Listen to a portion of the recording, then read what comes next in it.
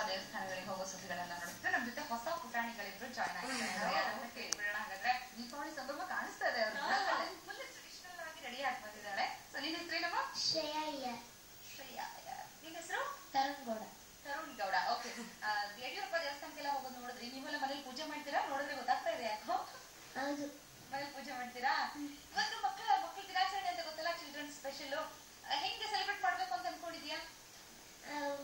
ಮಕ್ಕಳಿಗೆಲ್ಲ ಸ್ವೀಟ್ಸ್ ಕೊಟ್ಟಿ ಟೀಚರ್ಸ್ಗೆಲ್ಲ ಡ್ಯಾನ್ಸ್ ಮಾಡಿಸಿ ಎಲ್ಲ ಮಾಡ್ಸೋದು ಅಂತ ನೆನಪ.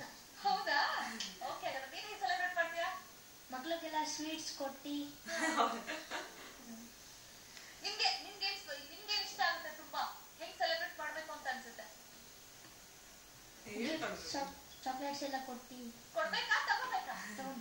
ತಗೋಬೇಕು. ಮಕ್ಕಳಿಗೆಲ್ಲ ಸ್ವೀಟ್ ಕೊಟ್ಟು ನಾನು ಸ್ವೀಟ್ ತಿಂದು ಅಲ್ವಾ? ಯಾವ ಸ್ವೀಟ್ ತುಂಬಾ ಇಷ್ಟ ಆಗುತ್ತೆ? ಲಡ್ಡು. ಸ್ವೀಟ್ ಇಷ್ಟ ಆಗುತ್ತೆ ನನಗೆ ಕಾಜು ಬರ್ಫಿ. ಕಾಜು ಬರ್ಫಿ ಹೇಳುವಾಗ್ಲೇ ಬಾಯಲ್ಲಿ ನೀರು ಬರ್ತಾ ಇದೆ.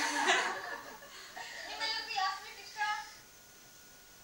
ಯಾವ್ದು ಇಷ್ಟ ನಿಮ್ಗೆ? ಯಾವ ಸ್ವೀಟ್ ಇಷ್ಟ? ಏನು ರೆಡಿ ಮಾಡಿದ? ನಾವ್ ಏನ್ ರೆಡಿ ಮಾಡಿದ? ನಿಮ್ಗೆ ಮೈಸೂರು ಪಾಕ್. ಮೈಸೂರಿಂದ ಬಂದಿದ್ದಕ್ಕೆ ಮೈಸೂರು ಪಾಕ್ ಇಷ್ಟನಾ? ಇದೇ ಸಿಹಿ ನೆನಪಲ್ಲಿ, ಇದೇ ಖುಷಿಯಲ್ಲಿ ನಮ್ ಸುದ್ದಿ ನೋಡ್ಬಿಡೋಣ.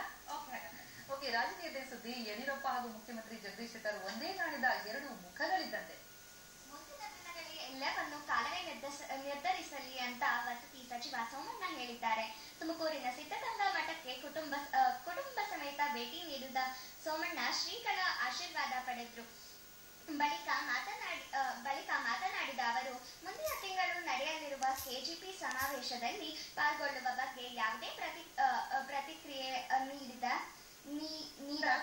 ನೀಡಿದವರು ಹೊರಟು ಹೋಗ್ಬಿಟ್ರು ಅಲ್ವಾ? ನಾನೊಬ್ಬ ರಾಜ್ಯದ ಮಂತ್ರಿ ಆಗಿದ್ದೀನಿ.